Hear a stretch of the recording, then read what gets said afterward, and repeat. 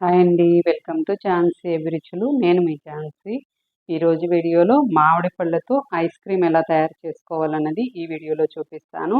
మామిడి పళ్ళ సీజన్ అయిపోతూ ఉంది కదా, చివర్లో నీలం కాయలు ఉన్నవి. నేను ఈ సంవత్సరం ఇంతవరకు ఐస్ క్రీమ్ తయారు చేయలేదు. లాస్ట్ సీజన్లో ఇప్పుడు చేస్తున్నాను. నీలం కాయలతో ఐస్ క్రీమ్ ఎలా తయారు చేయాలన్నది నేను ఎలా తయారు చేస్తానో చూపిస్తాను రండి.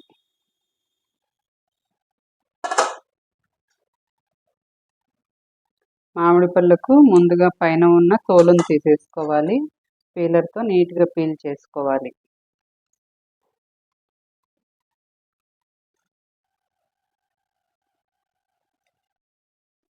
మామిడి పళ్ళను ఈ విధంగా నీట్గా పీల్ చేసుకోవాలి. ఇలా పీల్ చేసుకున్న తర్వాత ఒక మిక్సీ జార్ తీసుకొని అందులోనికి ఈ మామిడి పళ్ళను చిన్న చిన్న ముక్కలుగా కట్ చేసి వేసుకోవాలి.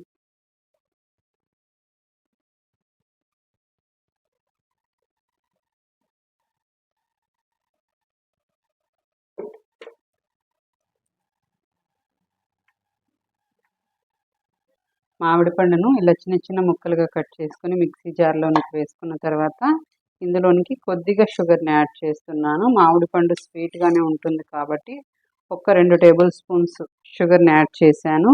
అలాగే ఇందులోనికి కాచి చల్లార్చుకున్న పాలు మీగడతో సహా వేసేసుకుంటున్నాను. ఇక్కడ నేను ఒక గ్లాస్ పాలని కాచి చల్లార్చి వేసుకుంటున్నాను. తర్వాత ఇందులోనికి మిల్క్ మేడ్ వేసుకుంటున్నాను. మిల్క్ మేడ్ ఇది వేయడం వల్ల ఐస్ క్రీమ్ టేస్ట్ చాలా బాగుంటుంది. ఇక్కడ నేను ఒక 150 ml వరకు వేస్తున్నాను. తర్వాత మూత మూసి మెత్తగా పేస్ట్ లాగా గ్రైండ్ చేసుకోవాలి.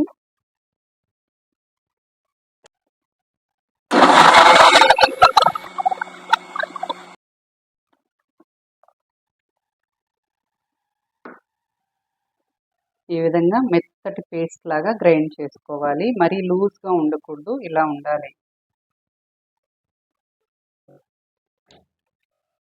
తర్వాత ఇలా ఒక బాక్స్ లాంటిది తీసుకొని అందులోనికి గ్రైండ్ చేసుకున్న ఈ మ్యాంగో పల్పు పాలు మొత్తం మిశ్రమాన్ని వేసుకోవాలి. బాదం జీడిపప్పును నేను ఇలా కచ్చా పచ్చాగా దంచుకున్నాను. వీటిని ఇందులో వేసుకుంటే ఐస్ క్రీమ్ తినేటప్పుడు పంట కింద పడుతూ కమ్మగా ఉంటాయి.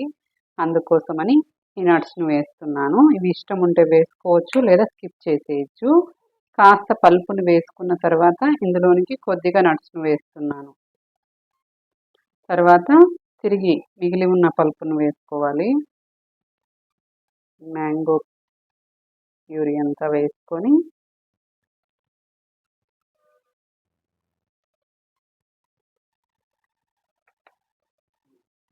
ఇలా మ్యాంగో పల్ప్ అంతా ఇందులోనికి వేసుకున్న తర్వాత పైనుంచి కూడా మిగిలి ఉన్న నట్స్ని వేసేసుకుంటున్నాను.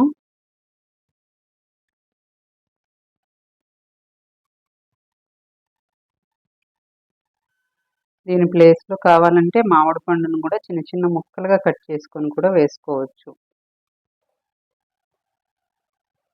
తర్వాత దీన్ని మూత మూసి ఉంచి ఓవర్ నైట్ ఫ్రిడ్జ్లో పెట్టుకుంటే మార్నింగ్ అంతా బాగా గడ్డ కట్టేస్తుంది. ఐస్ క్రీమ్ రెడీ అయిపోతుంది.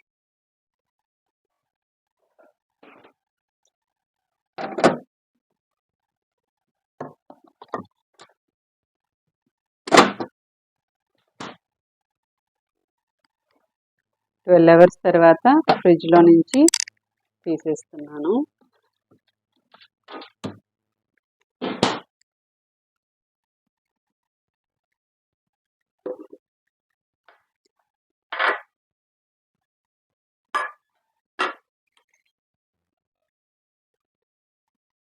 ఐస్ క్రీమ్ ఇలా బాగా గడ్డకట్టిన తర్వాత ఏదైనా ఒక స్పూన్ లాంటిది తీసుకొని దాంతో ఈ విధంగా ఐస్ క్రీమ్ అంతా సపరేట్ చేసుకోవాలి.